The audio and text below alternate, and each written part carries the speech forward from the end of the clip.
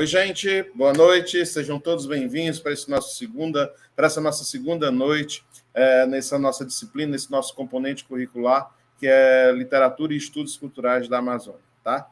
Hoje a gente vai fazer um pouco diferente. Hoje nós estaremos aqui juntos, tá? Mas com a presença de um convidado que, para mim, além de ser um amigo muito querido, é um parceiro de trabalho, né?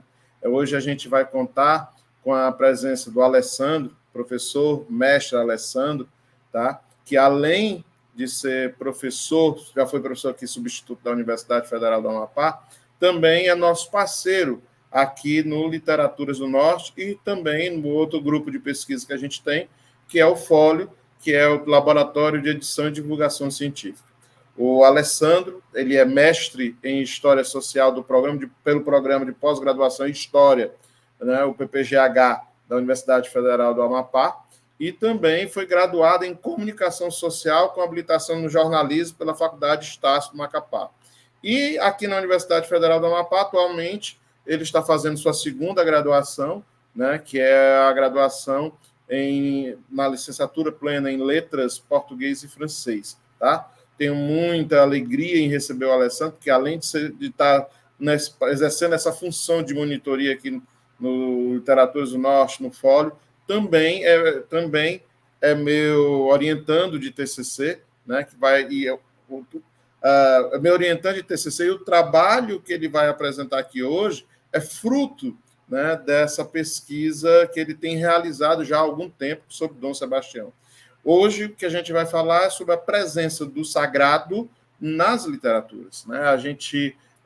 Ontem a gente falou sobre as questões sociais, políticas, históricas, sobre os poderes que se coadunam e se manifestam na produção literária dessa grande massa que a gente foi convencionado a chamar de Amazônia, mas, como disse ontem, né, a gente vai para o desenvolvimento dessa disciplina chamada de Amazônias, tá? Então, hoje a gente vai trazer exatamente esse ponto de contágio, esse ponto de diálogo entre literatura e religião. Para isso, né, o Alessandro tem uma experiência muito grande já, porque ele, além, claro, de ter feito um mestrado em História, sua dissertação de mestrado, ter versado sobre esse contato, né, sobre Dom Sebastião, principalmente, ele é também membro, pesquisador em religião, política, mídia e religiosidade do Centro de Estudos Política, Religião e Sociedade da Amazônia, que é o CEPES Unifap, e, claro, também membro do nosso grupo de pesquisa, que é o Núcleo de Pesquisas Pós-Coloniais, NEPS, também daqui da Unifap, onde ele trabalha com identidade narrativa em literaturas de resistência, tá certo? E não poderia deixar de mencionar, claro, porque afinal de contas é aqui que nós nos encontramos, que é o Literaturas do Norte, Vozes Escritas da Amazônia, tá certo? Então eu queria, com muita alegria, e não posso deixar de dizer também, com muito orgulho, convidar a tela, Alessandro, boa tarde, seja bem-vindo. Olá, professor, boa noite. É uma honra imensa. Já é noite, né? Já passou de 6 horas. Hoje... Já é noite, desculpa. Tudo bem. Porque nós estamos debatendo aqui desde cedo, gente, confesso, tá? Desculpa interromper, Alessandro. Mas a gente começou aqui no finalzinho da tarde, eu ainda achei que fosse tarde, desculpa. Já é boa noite. E é uma honra imensa para mim, né, estar hoje não só como monitor, mas também ministrar essa pequena aula por Literaturas do Norte, né, que eu venho acompanhando aí há 3 anos, e falar também dessa pesquisa que me acompanha aí desde o início da pandemia, né, que vem me ajudando a entender um pouquinho também de como é a cultura afro-brasileira, afro-religiosa e afro-ameríndia, né? E que tem me ajudado também a pensar um pouco de como é ser uma amazônida, principalmente. Recentemente, eu estive em Belém do Pará, e aí, na embarcação, nessa viagem de barco que eu fiz, de ida e volta para Belém, eu vejo o quanto a nossa beleza né, da nossa mata, dos nossos rios, e os mistérios que isso guarda, né, com a gente. Mas eu falar de Dom Sebastião hoje é eu falar de um sonho, né, que eu tive com algumas entidades anos atrás, ainda em final de 2018 para 2019, antes mesmo de entrar no mestrado, eu sonho com as entidades pedindo para que eu fizesse um trabalho acerca sobre a encantaria, sobre os encantados. E surge, então, uma conversa com o professor Vinícius, da gente trabalhar sobre isso no mestrado em História da Unifap. Acabou que, no meio desse processo, né, toda essa conversa, eu acabo indo para a área do tambor de mina, em Macapá, né, da criação do tambor de mina em Macapá, com a mãe Dulce da Costa Moreira. E aí eu começo, então, a perpetuar esse caminho até eu me encontrar e encontrar Dom Sebastião em todo esse caminho, né? Mas eu queria pedir licença do professor Marcos Paulo para eu fazer a transmissão dessa aula. E aí eu ia trazer para vocês o Dom Sebastião no tambor de mina em Macapá.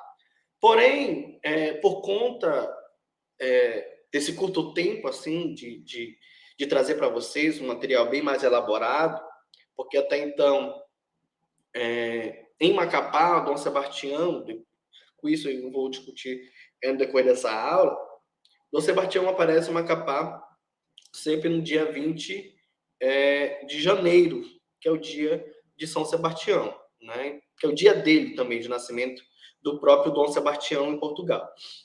E Dom Sebastião, então, vindo nesse dia 20 de janeiro, eu, durante esses 3 anos que sou iniciado no candomblé, em Macapá, fui iniciado no início de 2021, no meio desse processo também de estudo da religião, né, o orixá me toma e acaba exigindo no sentido de que eu fosse raspado, que eu fosse iniciado para o candomblé durante esse meu período também de pesquisa no meio do mestrado, também no meio da pandemia, né? E aí eu acabo então sempre perdendo a festa de Dom Sebastião durante esses 3 anos. Ano retrasado, na verdade, 2021, né, eu passo pelo recolhimento. Em 2022, na verdade, eu fui iniciado em... tá certo. E aí, durante esse mês de janeiro, eu sempre estou em obrigação. Né, em 2022, eu passo, então, por outro recolhimento, uma obrigação de 1 ano. Em 2023, acabo tendo que viajar para acompanhar uma pessoa também na obrigação de 1 ano. E chega agora em 2023, eu acabo tendo que também dar uma obrigação no terreiro nessa mesma data de Dom Sebastião, e eu acabo então perdendo essas festividades em outros terreiros, né? Dado em vista que no calendário litúrgico do meu terreiro não tem essa divindade, que é o Dom Sebastião exclusivamente, né? Ao terreiro de São José, tambor de mina, em Macapá, que cultua Dom Sebastião no dia 20 de janeiro. Há também um terreiro de São Sebastião e de Dom Sebastião atrás do Hospital Geral em Macapá, na Avenida do Duque de Caxias, que pertence a Dona Maria Paiva, também conhecida como Maria do Duval, que foi a minha primeira experiência com Dom Sebastião, ainda lá em meados de 2015, 2016, né, onde tive a primeira oportunidade de conhecê-lo, né, não só a história em si de Dom Sebastião, como ele em pessoa incorporado numa mãe de santo em Macapá. Bom, então vamos falar um pouquinho de quem foi, né, o Dom Sebastião, ou então o rei desejado e o rei adormecido, né? Então, Sebastião I, apelidado de O Desejado, e o Adormecido, foi rei de Portugal e dos Algarves de 1557 até 1578.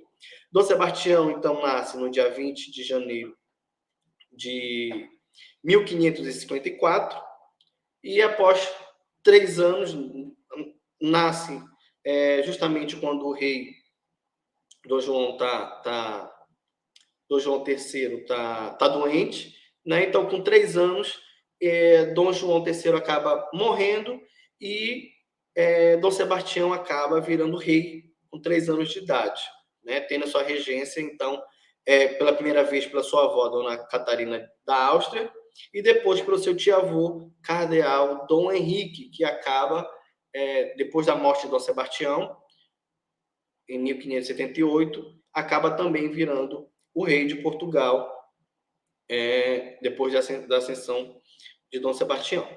Bom, mas para a gente falar um pouco dessa história, do que foi, né, Dom Sebastião, a gente pega um fato da influência das grandes navegações ainda em 500, né, em 1500. Então, o fato dessa preservação das praças no Marrocos, dessa expansão da igreja no Oriente Médio, nas Índias e nas Américas, né, passa então esse prestígio e tradição do que é essa influência que os jesuítas têm no Reino de Portugal. Né? Então, o jovem rei cresceu educado pelos jesuítas e tornou um adolescente de grande fervor religioso, embora sua falta de experiência militar e política viesse a conduzir o exército português ao desastre de Alcácer Quibir e a própria morte ou desaparecimento do rei. Então, no dia 6, próximo ali da data do dia 6 de agosto de 1578, nessa guerra de Alcácer Quibir, simplesmente Dom Sebastião, numa guerra para reconquistar as praças marroquinas, acaba, então, sofrendo um atentado de morte ou de desaparecimento. Por que ou morte ou desaparecimento? Dom Sebastião, simplesmente, no meio da batalha, acaba sendo capturado pelas forças islâmicas, né, dos mouros, e acaba, então, desaparecendo durante todo esse período até então.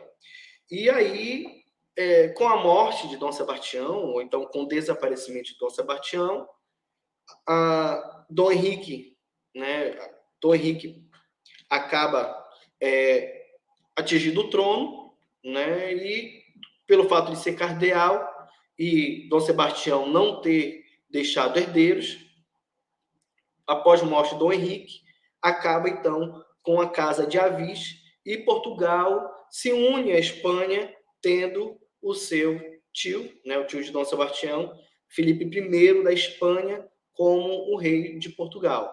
Né? E aí vem, então, a famigerada União Ibérica, né, que acaba se atingindo aí a região de Portugal e Espanha durante aí, um pouco mais de 60 anos. Né? E com esse desaparecimento, acaba surgindo, então, as teorias de que Dom Sebastião seria encantado. Eu peguei esse trecho de Dom Sebastião, o rei de Portugal, uma passagem do livro A Mensagem, né, um poema de Fernando Pessoa, que ele fala o seguinte: louco sim, louco, porque quis grandeza, qual a sorte a não dar. Não coube em mim minha certeza, por isso onde o areal está.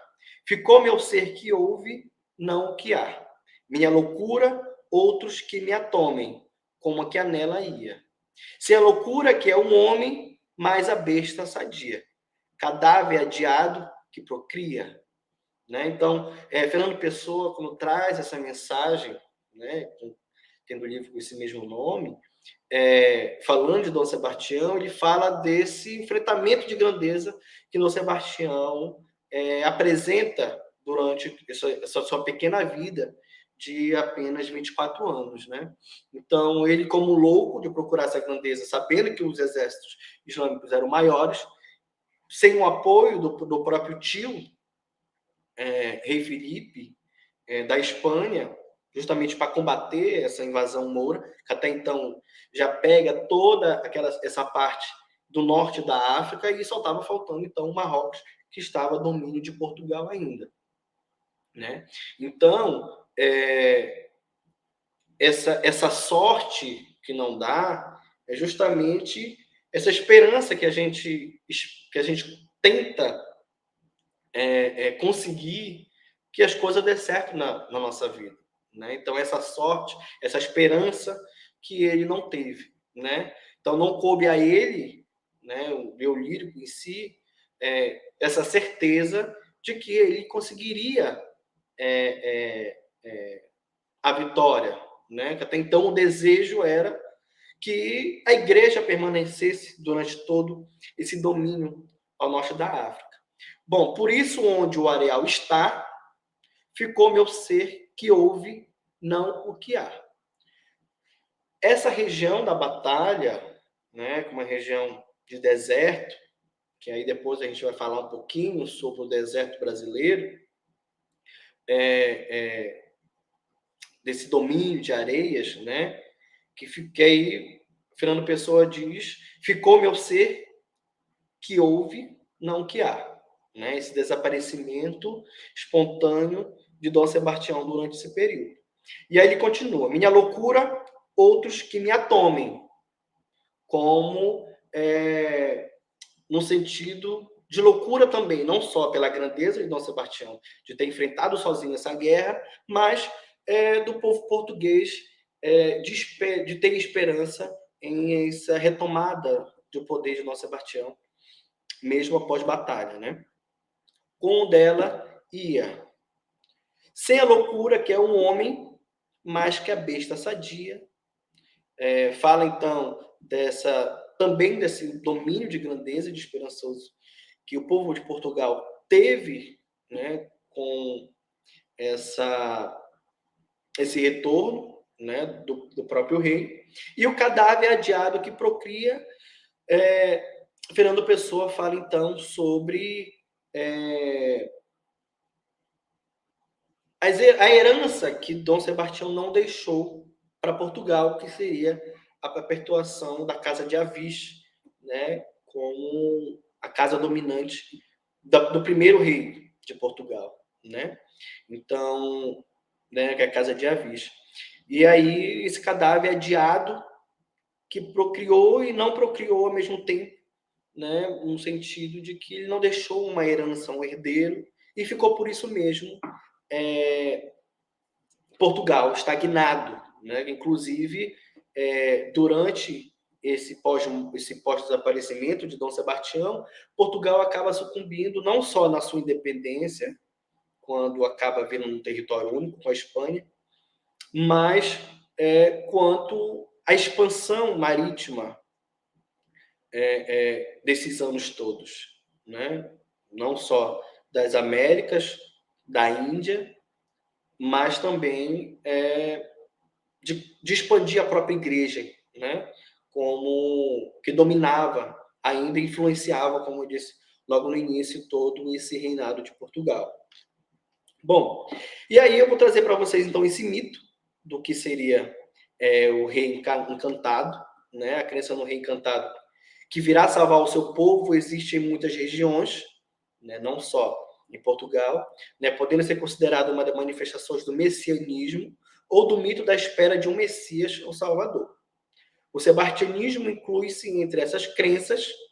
No Brasil, o sebastianismo foi trazido pelos portugueses, sendo registrado em várias épocas e locais, relacionando-se principalmente ao culto ao El-Rei Dom Sebastião, que não teria morrido na guerra contra os mouros no Marrocos, mas teria se encantado.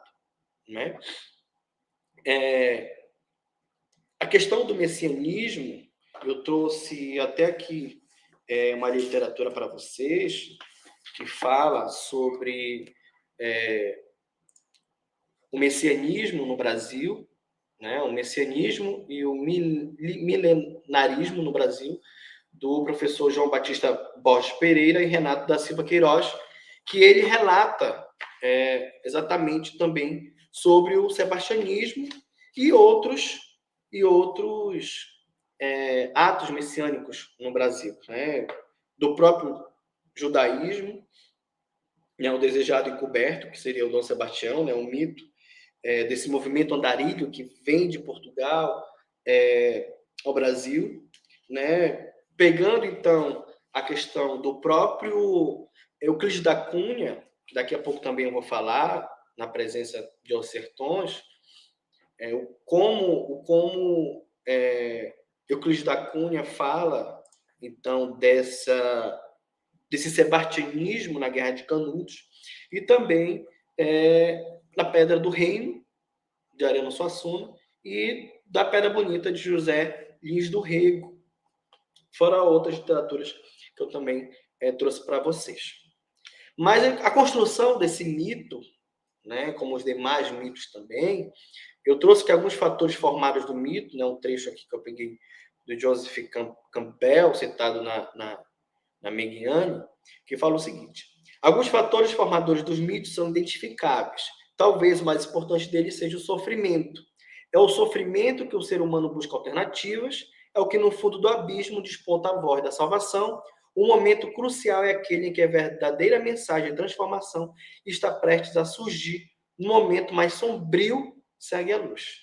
Então, o ser humano, ele, nesse momento de sofrimento, não só um sofrimento político, no sentido de busca daquela pessoa que vá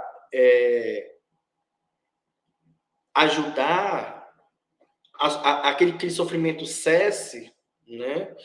Que aí a gente pode pegar um manuscrito da Bíblia, quando fala sobre a ida de Moisés, né, para pegar os mandamentos, e aí quando ele volta para o povoado, o povo já está adorando ao rei de ouro, né, ao animal de ouro.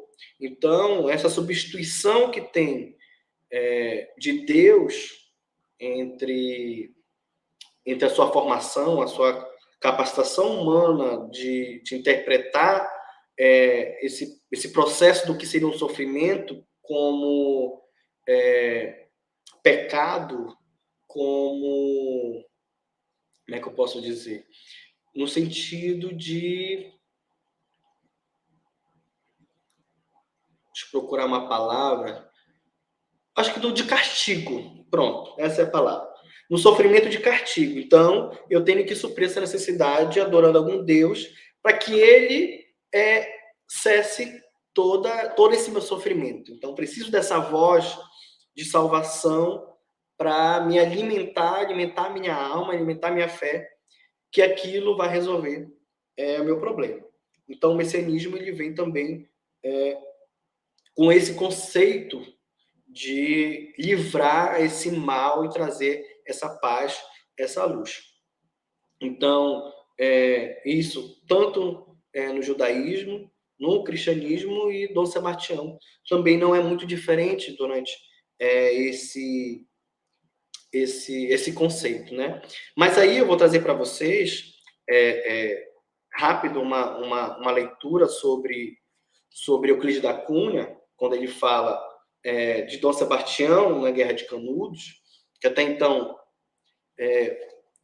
lembrando aí um pouquinho da nossa aula de história, né, lá na escola, quando nós vamos estudar sobre a Guerra de Canudos, né, importante revolução e revolta que traz a visão de dois Brasis, né, o Brasil interiorano, né, e o Brasil burguês, central, sudestino, né? E aí, quando Euclides traz a questão do homem na visão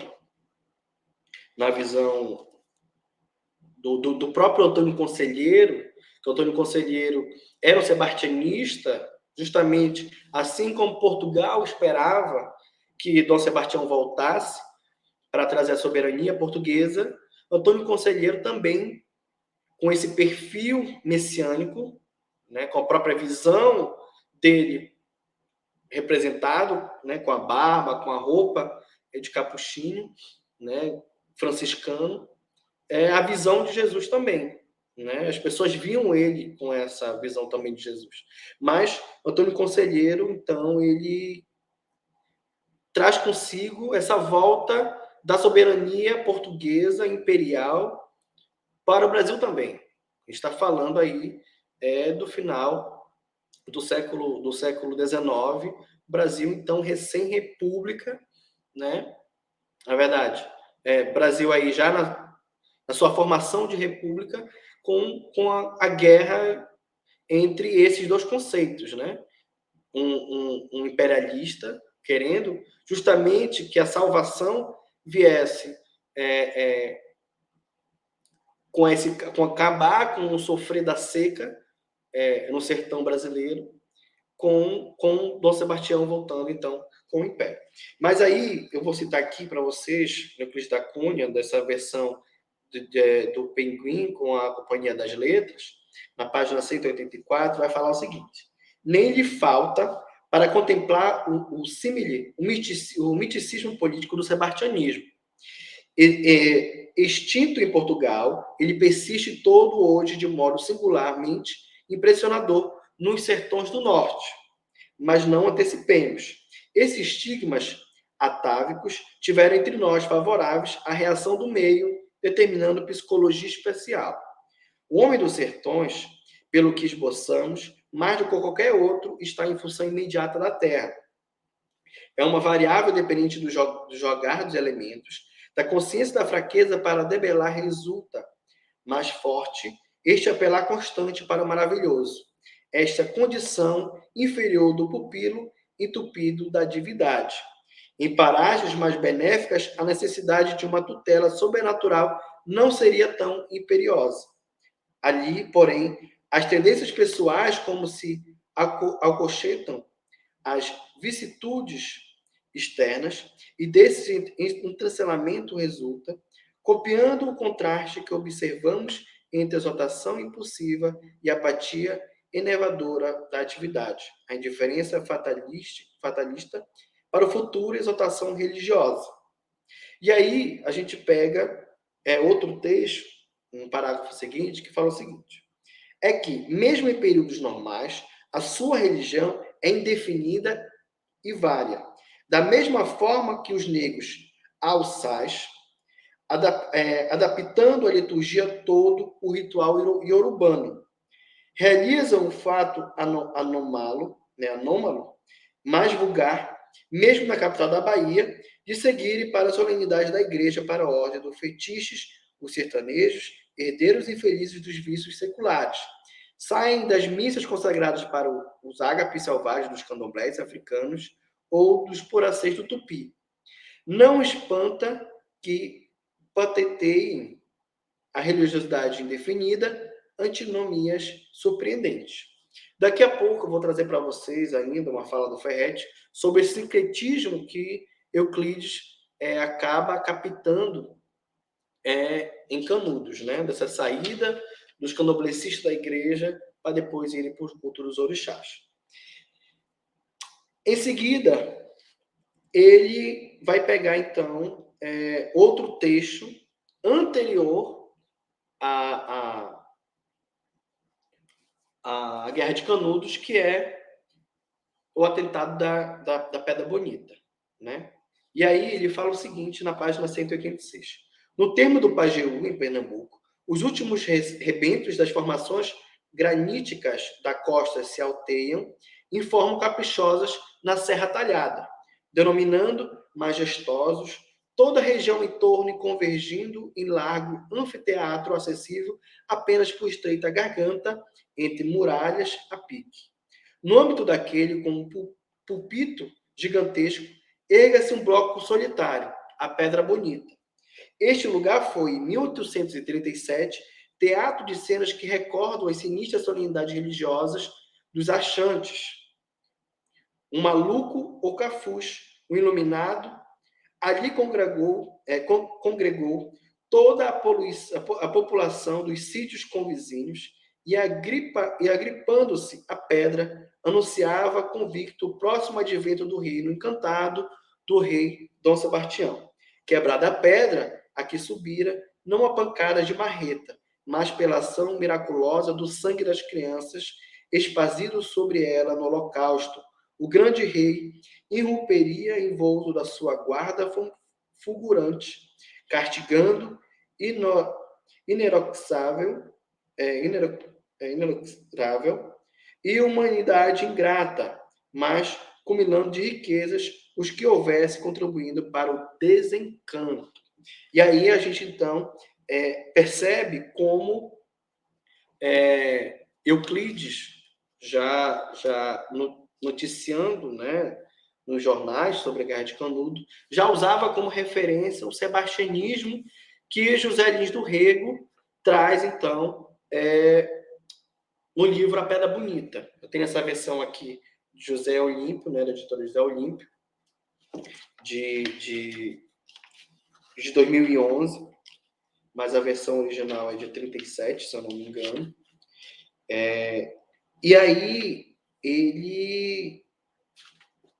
eu acho que eu não trouxe esse pedaço, mas depois eu vou falar do tambor de Minas em si, mas nada mais nada menos que A Pedra Bonita e o livro A Pedra Encantada, né, da Pedra do Reino, do Ariano Suassuna, que também é inspirado nesse livro dos Alinhos do Rego, fala sobre, então, a história de duas pedras na região do Pernambuco, que acontece, então, esse massacre, né, que acabou de ser dito, então, acabei de ler para vocês em Os Sertões, que outro iluminado, assim como foi Antônio Conselheiro, um missionário profético, né, assim como Antônio Conselheiro profetizava que Dom Sebastião voltaria justamente para trazer de volta o Império Português ao Brasil, não só Portugal, mas também ao Brasil. Outro também traz esse sentido para dentro também da Pedra do Reino, onde ele visualiza um castelo nessa pedra, aonde que ele diz que essas duas torres, né, é o castelo de Dom Sebastião. E aí, com isso, ele diz que com sangue de crianças e idosos, a Pedra Bonita, como é chamada aquela região, Dom Sebastião ressurgiria daquelas pedras, né? E com isso houve, então, esse massacre que Antônio Bento faz, então, lá na Pedra do Reino, né? Na Pedra Bonita, que depois Ariano batiza como a Pedra do Reino de Dom Sebastião. E aí ele, né, da Pedra Encantada, isso mesmo, Encantada da Pedra do Reino. E aí, com esse sentido de sebastianismo, com essa volta, então, de Dom Sebastião, a gente volta, né, não só desses dois fatos históricos brasileiros, a gente, então, remete agora à religiosidade. A gente volta agora para a Amazônia e fala sobre o sebastianismo dentro da religião, que é onde se perpetua até hoje o sebastianismo, que é o tambor de mina maranhense, ou então o tambor de mina da Amazônia. O tambor de mina, ele se caracteriza, então, eu peguei esse trecho do Ferret, juntamente ele e a esposa, são grandes pesquisadores do tambor de mina maranhense, né? São as duas referências da Universidade do Maranhão. Então, o tambor de mina se caracteriza pelas entidades africanas, voduns e orixás, né? Porque aí vai depender do que tipo de tambor de mina nós estamos discutindo, né? Vamos pegar o tambor de mina Jeje, que aí vai cultuar os voduns, né? E a inclusão de caboclos também nesses cultos. Então, nós vamos pegar essas identidades europeias, indígenas e africanas dentro do tambor de mina. Então, o nome do tambor de mina se deriva da importância do tambor entre os instrumentos musicais, porque até então a gente está falando de uma religião que predomina então a questão do tambor, porque é esse que é o divisor de águas dentro dentro do tambor de mina no Amapá, né? Que aí eu posso citar então a própria Mãe Dulce, quando ela funda o tambor de mina em Macapá no dia 8 de maio de 1963, ela é quando entra o tambor na cidade de Macapá. Até então não existia o toque do tambor na cidade de Macapá, porque até então era cultuado apenas a pagelança, né? E também a Umbanda, na Curimba, como se chama, que é apenas na palma da mão, ou então com o maracá. Né? A pagelança também é denominada de pena e maracá na região amazônica. E aí, então, há esse divisor de águas no Amapá do que é tambor de mina e o que é Umbanda, a partir, então, dessa data do dia 8 de maio de 1973, que é onde eu começo narrando na minha dissertação de mestrado, quando eu falo exclusivamente dessa criação do tambor de mina no Amapá pela Mãe Dulce. Então, tem esse nome não só pelo instrumento, mas também pelo Forte de São Jorge da Mina, que hoje fica a República da Gana, né, do Gana, por onde vieram, então, esses negros escravizados. Então, leva justamente também esse nome por conta dessa região. E aí eu vou pegar um pouco da professora Thaisa Tabernaluca, que inclusive ela deu uma palestra para a gente agora no primeiro encontro afrodiaspórico da Amazônia e o encontro de negritude, que ela fala sobre esse sebartinismo dentro do tambor de mina, que ela diz o seguinte: esvaziou a conotação messiânica da crença no encoberto, né, que seria o Dom Sebastião. Nenhum mineiro, né, os mineiros são os adeptos, os filhos de santos do tambor de mina, espera o retorno do rei. Ou seja, a gente não está esperando que Dom Sebastião apareça, porque simplesmente Dom Sebastião não tem o tambor de mina e as religiões afro-brasileiras e de matriz africana não tem essa característica de salvação, não tem um processo de pecado, no sentido de que se a gente cometer alguns pecados, a gente não vai para o céu, né? Enfim, desse processo de salvação. Então, a gente não acredita que Nosso Sebastião vai vir salvar a gente ou qualquer livrar de sofrimento, alguma coisa do tipo.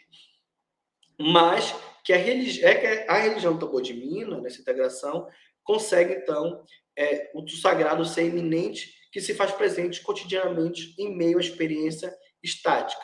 O retorno do rei acontece a cada festa pública, sempre que um filho de santo recebe esta entidade.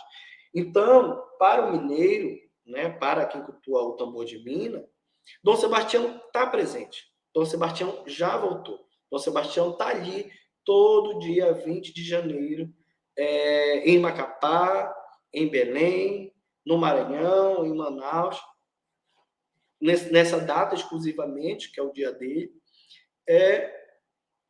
presente. Então, Dom Sebastião está ali. Dom Sebastião não precisa voltar. Né? Está ali em toda a festa com a sua identidade. Mas para a gente entender um pouquinho de como funciona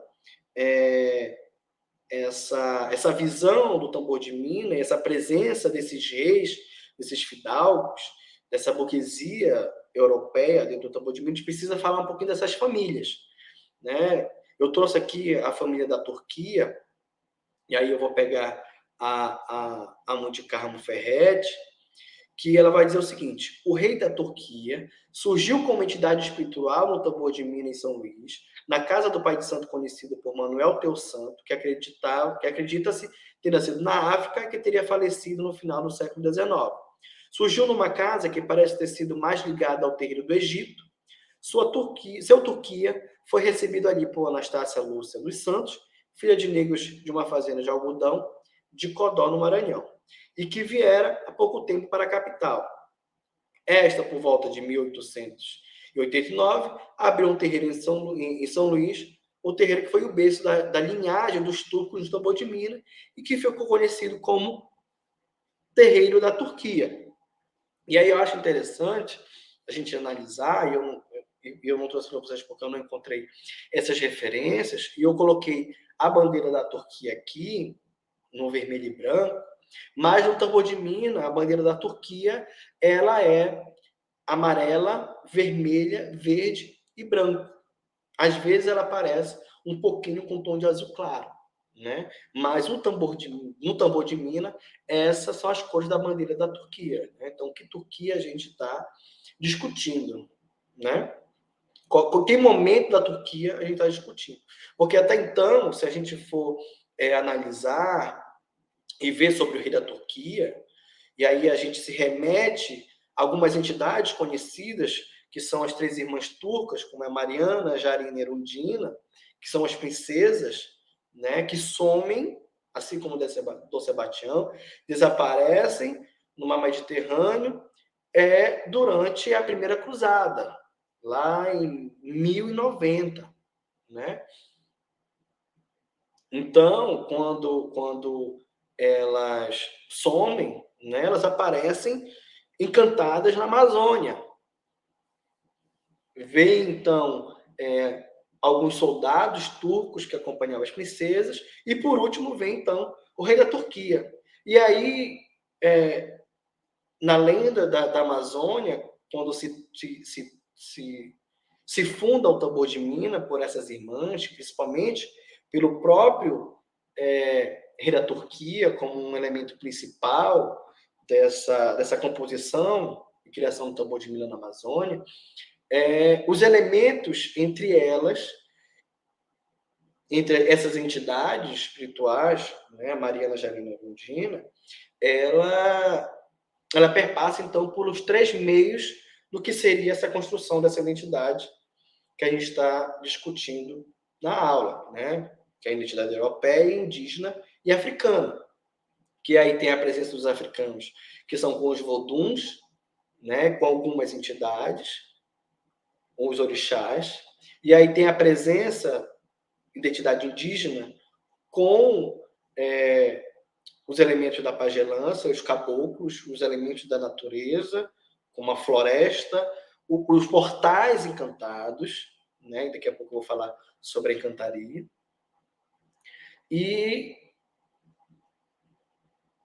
por último, eles, europeus, como as divindades também, juntamente com os orixás, né? Com o próprio rei de França, com o próprio Dom Manuel, que também são presentes dentro do tambor de Minas, como líderes, né? Então, agora vou trazer para vocês, baseado também nesse livro, O Touro Encantado, da Ilha dos Lençóis, o Sebastianismo no Maranhão, que em alguns terreiros do Dom Sebastião, então, incorpora às vezes, em alguns filhos de santo, como um touro, também chamado de boi turino, e a pessoa que recebe dança ajoelhada, né? E aí a gente se remete, então, a essa estrela na testa de Dom Sebastião, né? Geralmente, esse transe dura pouco tempo, né, como vimos em São Luís, e aí pegando um pouco dessa fala do Ferretti, quando ele vai descrever Dom Sebastião num culto. Então, ele diz, né, como vimos em São Luís, no terreiro da Margarida Mota e na cura de Dona Raimundinha, que comentaremos adiante, que aí ele vai falar no decorrer do artigo. No terreiro de Santa Luzia, de Dona Benita, no bairro da Aurora, assistimos a uma visita do grupo do Bumba Meu Boi, Boizinho Encantado, que possui muitas músicas relacionadas a Dom Sebastião. Uma das entidades da família Dom Sebastião nesta casa é a princesa Jandira. Em geral, os participantes do tambor de mina da pagelança fazem certos míticos e não costumam falar sobre suas entidades, sobretudo relacionadas com a família do Dom Sebastião. Né? E aí, pegar essa família do Dom Sebastião, a gente vai falar sobre a família da Praia do Lençol, que aí, como eu citei agora há pouco, é um pouco do que seria o rei da Turquia, mas também como o próprio Dom Sebastião e a Cabo Camariano. E aí eu vou ler o prefácio para vocês desse livro, que é O Toro Encantado da Ilha de Lençóis e Batismo no Maranhão, que nada mais nada menos quem é o autor é o ex-presidente do Brasil, ex-senador pela Amapá, José Sarney, que também é um escritor que fala sobre o sebastianismo e o tambor de mina no Maranhão, né? Tem diversos livros sobre o tema. E aí, nesse prefácio, José Sarney começa assim: quem em São Luís do Maranhão, no litoral ou na Baixada Maranhense, não ouviu falar em Dom Sebastião? Eu cresci ouvindo falar nas aparições desse monarca português, vistas por embarcadiços ou pescadores, moradores das praias, como lá são chamados não só os povoados à beira-mar, mas também a ilhas do litoral norte, como o arquipélago de Maiaú, já no rumo do estado do Pará. Dom Sebastião constitui, pois, um forte componente do imaginário popular do Maranhão. O sebastianismo chegou com os portugueses e para aquelas bandas eles vieram numerosos. A história do Império de Brasil, de André, contabilizou 400 habitantes lusitanos e 80 soldados no ano de 1648, no Maranhão. E em 1658, esse número já se elevava a 700 almas. Só em São Luís, em 1683, havia mais de 1.000 portugueses. E em 1819, o Maranhão contava com 66.688 habitantes livres. Simão Estácio da Silveira, cristão novo, nascido no arquipélago dos Açores, organizou uma empresa de colonização a fim de trazer lisboetas e ilhéus para habitar naquelas paragens. E para ele proclamava paradisíaca, isto no ano de 1624, um ano que publicou seu famoso folheto Relação Sumária das Coisas do Maranhão. Em 1751, Dom José I editava a Carta Régia, contratando com José Alves Torres a transferência de 1.000 pessoas das Ilhas dos Açores para o Pará, a fim de fomentar a agricultura. Eu destaquei essa parte que o José Sarney fala sobre o Dom José, em 1751, porque a gente está falando aqui também da Constituição e Criação do Amapá. Né? Com essa vinda, então, das Ilhas dos Açores para o Pará, a gente já começa, então, a constituir essa região do que seria Grão-Pará e Maranhão, e a região do Amapá, principalmente. Lembrando que Dom José, que dá o nome à nossa fortaleza São José de Macapá, né, em homenagem a ele, assim como a Igreja de São José, nesse momento pós-mortem do Dom José. Assim como, nesse mesmo período de reinado de Dom Sebastião funda a cidade de São Sebastião, do Rio de Janeiro, né, da qual a gente conhece hoje como Rio de Janeiro, já foi capital do Brasil, que nessa época também era capital das Américas, né, portuguesas. E aí eu volto para o prefácio do José Sarney, que ele continua. Para ali aportaram, trazendo suas crenças, folclores, mitos, lendas, costumes. Dom Sebastião veio junto. Como veio também a crença de predestinação portuguesa, o quinto império no mundo, as profecias de Bandar e o messianismo dos cristãos novos. O padre Antônio Vieira, que no Maranhão viveu e pregou, deu uma forma erudita e sistemática à ideologia da predestinação de Portugal, como se depreende do presente texto. Os portugueses, como as grandes navegações iniciadas sob as inspirações do infante Dom Henrique, que criou a escola de Sagres, desvendaram o mistério do mar oceano e inundaram o mundo, então, com os outros mistérios. Da ribeira do Resteno, Partiram as naus lusitanas plenas dos sonhos, concebidos por esse grande homem do Estado que foi Dom João II, o príncipe perfeito, e levados o bom termo pelo seu sucessor, D. Manuel, o Venturoso. Voltados aos nossos tempos, recordo a saga sebastianista e meus contatos com pescadores embarcadiços no litoral do Maranhão, sobretudo na ilha de Curupu, onde ouvi muitos desses relatos fantásticos, aqui profundamente alistado pelo autor de O Touro Encantado das Ilhas dos Lençóis, o sebastianismo no Maranhão. O mito sebastianista está enraizado na cultura brasileira, que não passou despercebido no plano literário. Romances como A Pedra do Reino, de Ariano Suassuna, e Cais de Sagração, de Josué Montello, retratam bem a presença de Dom Sebastião no imaginário popular, e o Dono do Mar, mencionado, pois, como vimos, ele povoa fortemente o imaginário popular maranhense. Li com prazer este livro de Pedro Braga, que nos propõe uma análise instigante e erudita do sebastianismo, já com roupagens brasileiras. Livro interessante para todos os títulos, tanto quanto pesquisa etnológica e histórica, quanto pela metodologia utilizada e interpretações propostas que nos revelam o homem de cultura que ele é, escritor de primeira linha, ficcionista e erudito crítico literário. Este livro também uma grande contribuição ao estudo desse fenômeno fascinante que é o sebastianismo, que saiu da figura do rei morto na África para ser expressão de passado-futuro, de um saudosismo sem saudade e de um mistério com esperança de ressurreição.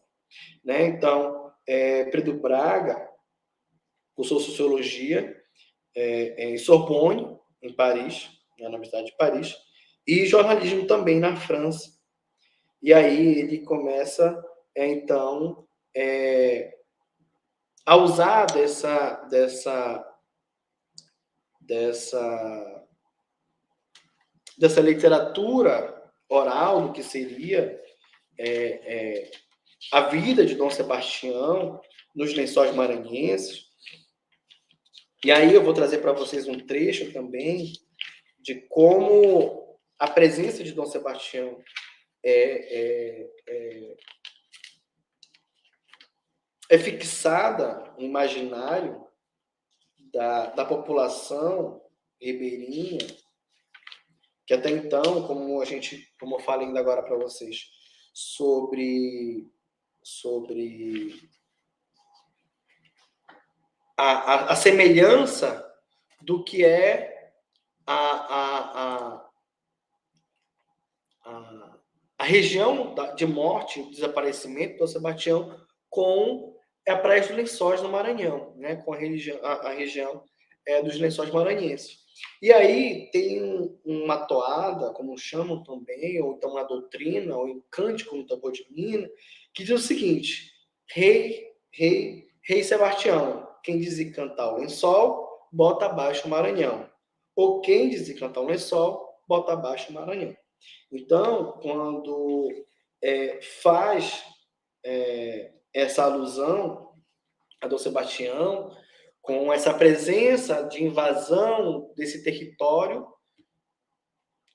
não só por colonizadores, mas também essa crescente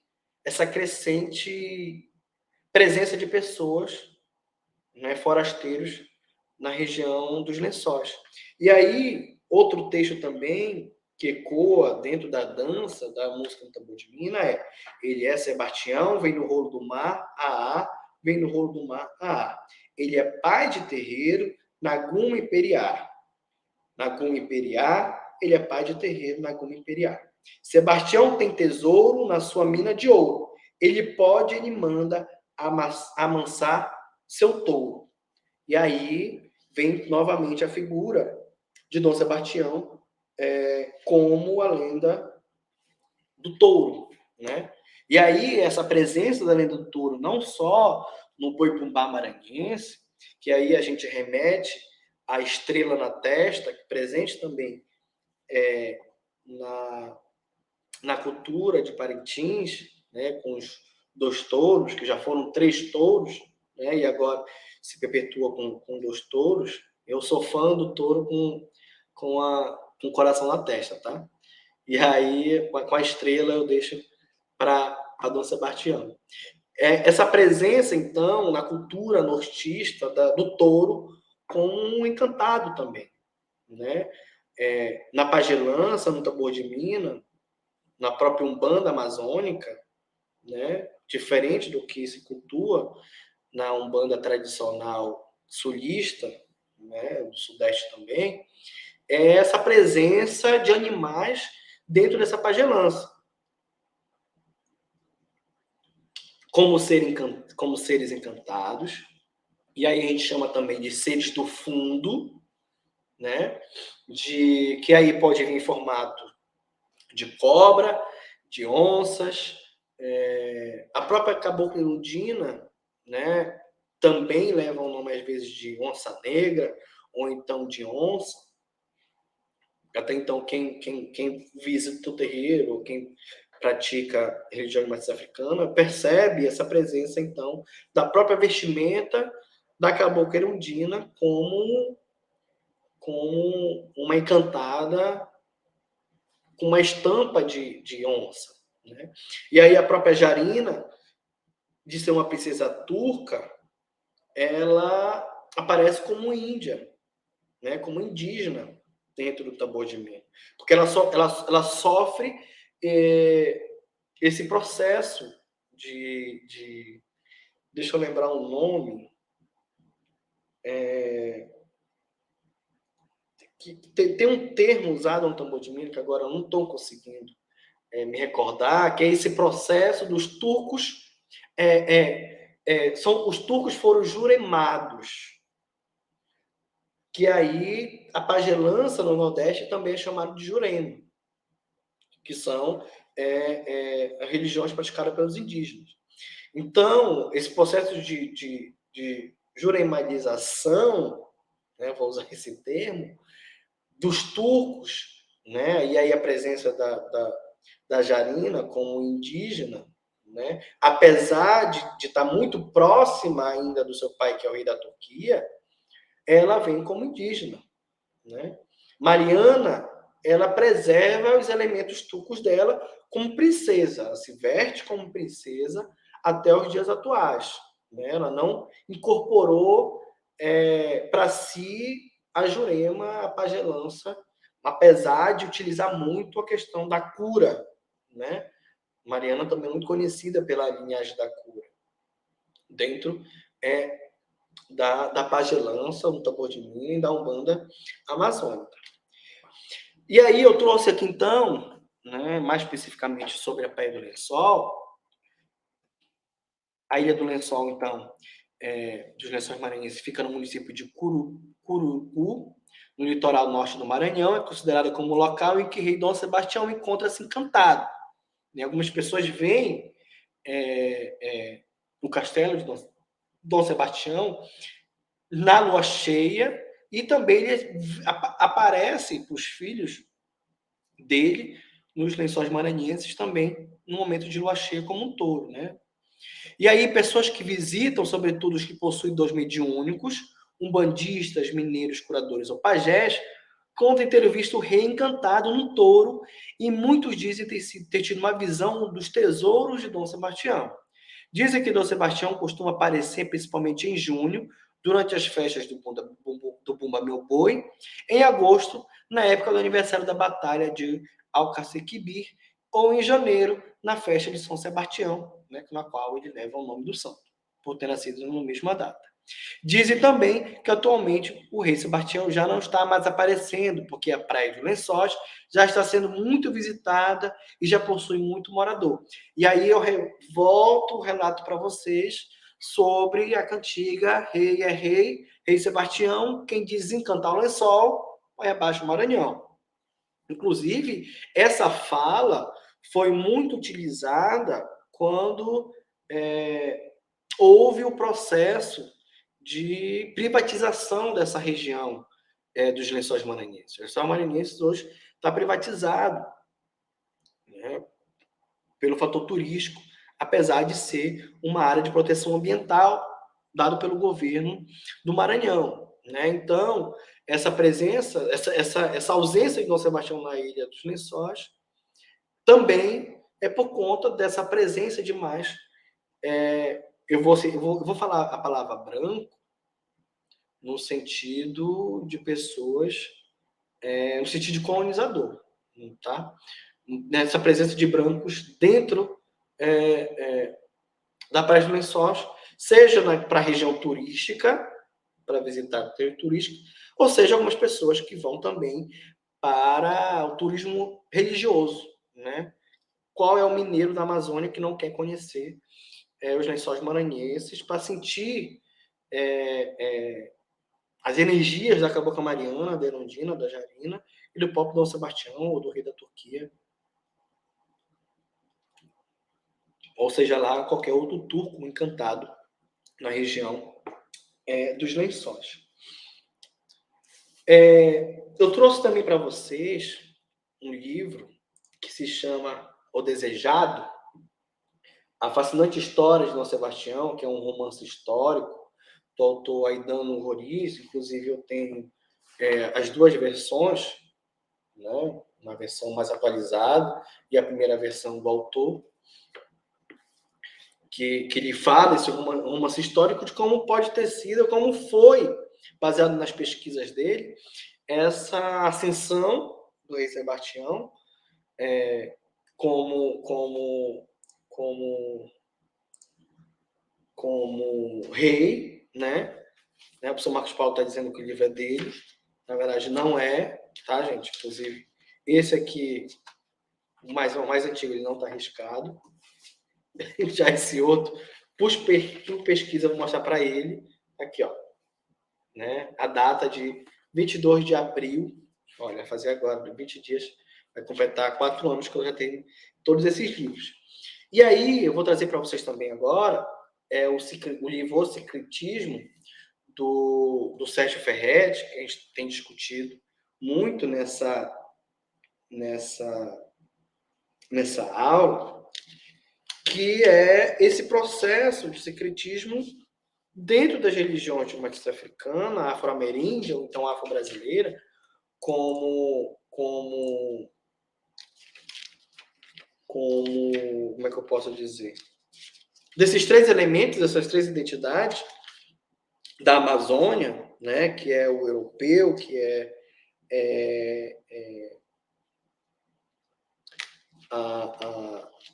o indígena e o africano, aí ele traz um pouco, então, dessa missão que foi fazer essa investigação do estudo sobre o secretismo na Amazônia, mas principalmente na região norte, né, pegando aí um pedaço também do Maranhão.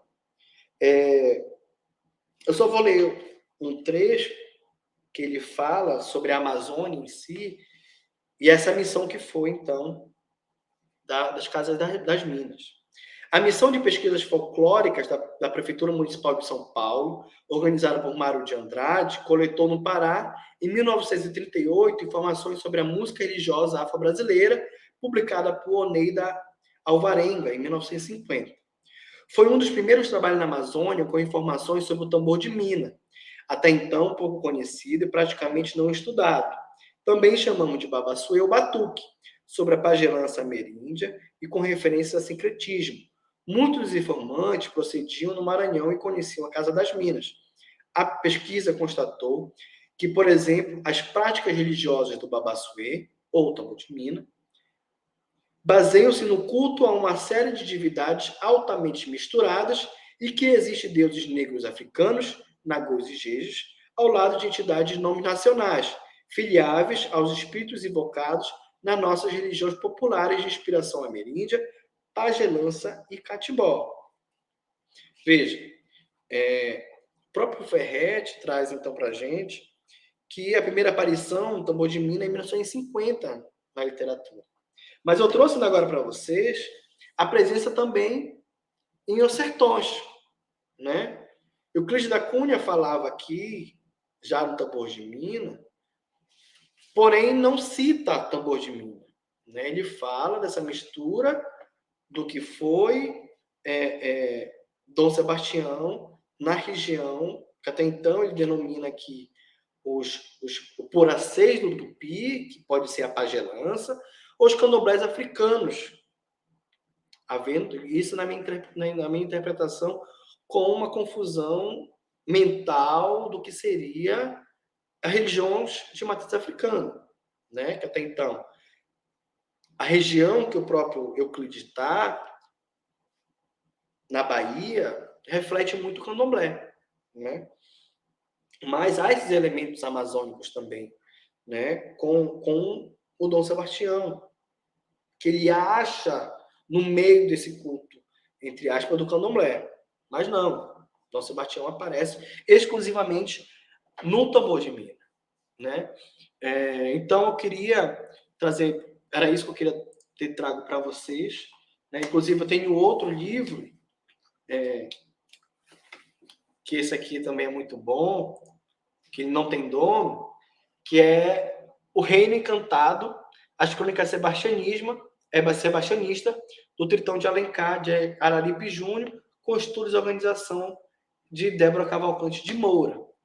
E aí eu trago aqui para vocês, então, as minhas referências, tá? Peguei aqui a do Braga, a dos Sertões do Euclides da Cunha, o Sérgio Ferretti, e também Fernando Pessoa, a Mensagem, e José Lins do Rego, A Pedra Bonita. Mas tem um trecho aqui também que eu destaquei sobre essa cultura popular afro-maranhense, do que se difunde também pela Amazônia, que são as duas manifestações religiosas do tambor de mina, da cura e da pagelança.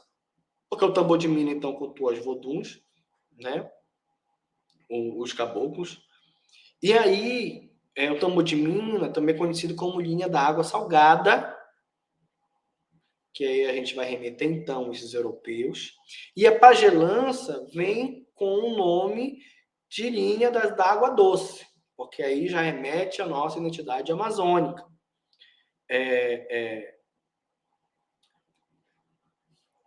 Essa semelhança desses orixás, dessas entidades, é justamente nesses elementos que cada um traz dentro do tambor de mina e até no candomblé baiano também, né? Onde há também esse secretismo. Veja bem, eu falo de um secretismo de uma religiões irmãs que, pelo fato de serem de regiões diferentes dentro de África, acaba tendo denominações diferentes, né? Assim como a deusa da água doce no tambor de mina tem um nome e a deusa da água doce no candomblé tem outro nome, apesar de serem o mesmo elemento, certo? Então, nas casas mais antigas no tambor de mina, principalmente no Maranhão, apenas mulheres recebem ou então dançam com as entidades, e na maioria das vezes também são lideranças femininas que tomam conta desses terreiros. Né? Hoje em dia a gente já acha participação de homens, seja nas rodas, seja como sacerdotes, mas ainda o número de mulheres predominam bastante, justamente por questão de uma identidade das casas da mina que se perpetuou até o dia de hoje, como a principal referência dessa religião na Amazônia. Mas eu queria trazer o professor Marcos Paulo de volta para a gente discutir, se ele tem alguma pergunta, alguma coisa do tipo. Olá, professor. Bom, primeiro quero logo deixar claro que essa é uma piada interna, porque o Alessandro está com alguns livros meus sobre Dom Sebastião, e esse que ele diz não tem nome, tem sim, é meu. Esse aqui é. Tem aquele amarelinho também, laranja, né? Eu vou procurar o amarelinho, não achei para trazer. E esse último aí, o Encantado, né? Há controvérsias de que não é meu. Gente, porque, na verdade, eu fiquei de dar um, porque eu comprei dois, né? O Desejado, aliás, o Encantado. E aí, seria a troca da onde tu me daria a Pedra do Reino, do Ariano Suassuna, e eu te daria o Desejado do Aidano. Gente, olha, Alessandro, primeiro eu queria aplaudir de pé, não vou ficar em pé porque eu estou sentado, mas queria aplaudir de pé, de verdade. tá certo? A apresentação de hoje muito boa, extremamente didática, extremamente acessível também. É interessante quando a gente vê esse processo de deslocamento simbólico que há entre o Dom Sebastião europeu, né, e o próprio conceito de o desejado, né, que se estabeleceu na Europa, em Portugal especificamente, acaba saindo de lá e nas arcas da memória, né, daquelas memórias que não quiseram calar, que não quiseram ser esquecidas, para pegar a referência do Antônio Cândido, lá da dialética da do Alfredo Bose, lá na dialética da colonização, né, traz exatamente essa concepção, porque é uma memória, né, que revivifica e celebra a memória de Dom Sebastião, mas que chegando aqui no Brasil, os Lençóis Maranhenses, e que faz parte dessa Amazônia legal, né, dessa Amazônia legalmente constituída, acaba sendo ressignificado, porque aquele que era o desejado passa a ser aqui para nós o encantado, né? Passa a ser para nós aquele que vem nas datas específicas, só orientando do Alessandro, inclusive, e aqui eu peço licença aos mais velhos, peço licença aos santos, né, para fazer uma pequena brincadeira com Dom Sebastião, porque Dom Sebastião ele só aparece na sua festa e em determinadas festas, em determinados terreiros. Não é em toda festa do dia 20 de janeiro que ele aparece. Ele não aparece em toda a festa do dia 20 de janeiro. Pois é, em Macapá tem 2 terreiros que cultuam Dom Sebastião, porém agora ele só vem em um. Pois é. E aí que está a minha fala, porque como pesquisador, né, eu disse, olha, Alessandro, como teu orientador, eu vou para a festa, eu quero ver a festa. Só que aí, se nem o convidado vai, eu fico com muito receio de ir, porque se o dono da festa não aparece, eu fico com receio de ir também. Né? Então, claro, eu estou pedindo aqui a bênção aos santos e pedindo a liberdade ao santo para fazer essa pequena brincadeira, mas que, na realidade, ela acaba por trazer um reflexo da representação de uma memória que se alastrou por toda a comunidade e se torna uma mentalidade, porque você perde os sinais. E aí eu trago o Derrida para a discussão, Alessandro, porque ele acaba se tornando um rastro, né? Você não sabe exatamente o ponto onde começa e onde termina. Você não sabe exatamente quais foram os responsáveis por esse caminho percorrido, mas você tem um rastro ali que você consegue identificar. Você tem ali os sinais, porque houve uma marcação na mentalidade desse povo, amazônico maranhense, que revivifica a memória de Dom Sebastião e a ressignifica nas canções que são cantadas, que são louvadas durante as festividades dos tambores de Minas. E aí, nessas canções, me perdoe, Alessandro, mas se faz necessário que a gente repita um pouco, tá, esse termo, mas nessas canções nós temos ali uma literariedade performática, porque ele se estabelece não apenas na canção que celebra essa memória, mas também na forma como o corpo, na forma como os tambores, os atabaques acabam por criar uma outra construção simbólica para aquela representação de Dom Sebastião. Então, quando a gente trata desse recorte da literatura e religião, que inclusive é uma linha de pesquisa reconhecida pela CAPES, validada pela CAPES, existem grupos de pesquisa que tratam essa temática, nós não estamos tratando apenas de um contágio, Alessandro, porque um contágio seria o quê? Você está ali e, de repente, está impregnado aquele sinal, aquela simbólica, aquela representação. Não, vai além. Por quê? Porque há uma releitura. Então, o que eu posso dizer nesse momento é que não há uma cópia nos tambores de Minas, nas canções de tambores de Minas, na construção literária dessas canções, não há uma cópia do europeu. Não há uma cópia. É o mesmo Dom Sebastião? É o mesmo. Em essência, sim, mas ressignificado dentro de um outro contexto, dentro de um outro tempo e espaço, e com um objetivo diferente daquele objetivo. Então, você não falou, e se falou, me perdoe, eu acho que eu perdi. Mas ainda há, hoje, em famílias tradicionais, que no dia 20 deixam um prato a mais à mesa para o caso de Dom Sebastião aparecer. Nós estamos falando... Inclusive, esse relato, quem trouxe para mim, dessa presença de Dom Sebastião ainda, de deixar um prato não só na mesa, mas às vezes na porta, esperando que Dom Sebastião apareça com fome, foi a própria professora Fernanda, que é portuguesa. Isso. A gente trabalhou também esse tema, né? A gente trabalhou esse tema também durante a minha graduação, durante o próprio mestrado, isso foi debatido. Mas por quê? Porque Dom Sebastião é muito presente. Porque na mesma toada em que ele traz um sinal de uma cultura portuguesa que se coadunou, que se interligou, que dialogou na formação dessa cultura que a gente normalmente chama de cultura brasileira, mas, na mesma medida que ele traz essa lembrança do português, ele aqui não é uma cópia, ele aqui não é um contágio, ele aqui adquire uma outra essência, uma outra simbólica e um outro porquê dentro daquelas comunidades nas quais Dom Sebastião é revivificado. Porque ali ele é não mais o desejado, ali ele é o encantado. E aí, para nós, né, que temos as histórias que o metafísico amazônico é tão presente, é tão vivo, é tão... Me perdoe o termo, acho que aqui cabe, mas é tão palpável, tá certo? Que, com as nossas histórias de misura, com as nossas histórias de cobra, com as nossas histórias de encantado, que não há a menor dúvida da presença de Dom Sebastião entre nós durante as festas. Quer dizer, ele indo para a festa. Inclusive, porque... eu trouxe, tá aqui, olha, eu trouxe essa foto de Dom Sebastião incorporado na Dona Maria.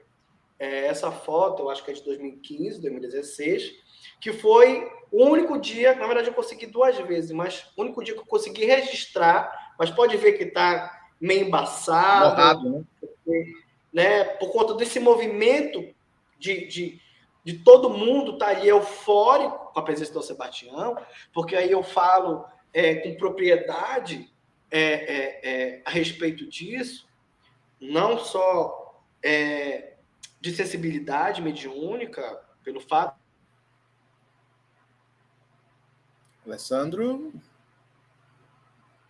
eu acho que travou, gente. Mas enquanto o Alessandro retorna, não sei se ele está me ouvindo, há um outro elemento aí também que acaba por matizar essa presença, que é a questão imagética. Olha, os elementos... Pequeno delay aqui, gente, deu um pequeno probleminha aqui, mas já voltou. Então, a internet. Internet. Mas, só para matizar, Alessandro, eu estava falando, acho que caiu, e eu continuei falando, mas só para matizar a ideia, olha a questão imagética dessa foto, olha as cores dessa vestimenta, né?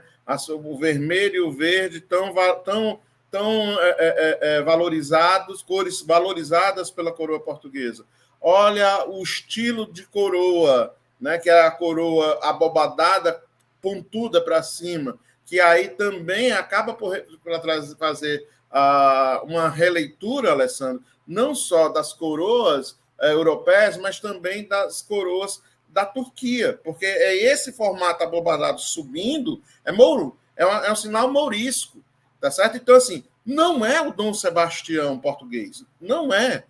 Ele é, na sua origem, português, mas aquele é um outro Dom Sebastião, certo? Ele tem uma história análoga, mas ele deixa de ser o desejado para aqui ser o encantado. E a indumentária, de novo, gente, quando a gente fala dessa questão performática do texto, quando o texto ele se torna performatizado em corpos, em vestimentas, em indumentárias, em víveres, em alimentações, em raízes de poder, ele passa a compor o sentido que o signo busca evocar, tá certo? Então, aqui eu tenho Dom Sebastião na sua essência de encantado, refletido na fotografia, nesse retrato que a Alessandra está trazendo aqui para a gente. E aí, eu estava falando também dessa de como é difícil chegar ao santo, né? Por conta dessa data exclusiva, a Dona Maria foi a primeira, eu vou dizer a primeira no sentido de pertencimento. Assim, eu estava falando sobre a questão da energia que Dom Sebastião transmite nas festas. Foi aí a hora que a internet deu uma parada aqui. E aí eu estava dizendo sobre... e aí falando como sensível, né, pelo fato de ser filho de santo, de ser da religião também, mas a presença de Dom Sebastião era diferente no terreiro, como numa festa tradicional de outro caboclo. A gente está lidando com energia superior, posso dizer assim, mais larga, no sentido de grandeza, do que uma energia simbólica de uma entidade, pelo fato de ser quem ele é, da importância que ele tem dentro do Tambor de Minas, como fundador da religião também, mas ele como esse elemento principal, assim, sabe? Então, faz com que a gente se conecte com essa visibilidade que ele dá para a religião e faz com que a gente, enfim, ele vira um popstar por onde chega, justamente pelo fato de ser quem ele é, né? E aí Alessandro, eu queria agradecer. Aqui, deixa eu só fazer uma complementação na tua fala, tá? Porque é o seguinte, quando normalmente, para quem está de fora, né, e vai falar sobre Umbanda, né, vai tentar entender Umbanda, tende de novo, o olhar da massificação, da pasteurização. Eu estou olhando para baixo porque eu estou olhando para a foto do Alessandro, tá, gente? Não é porque eu não esteja dando atenção a vocês, mas a imagem do Alessandro.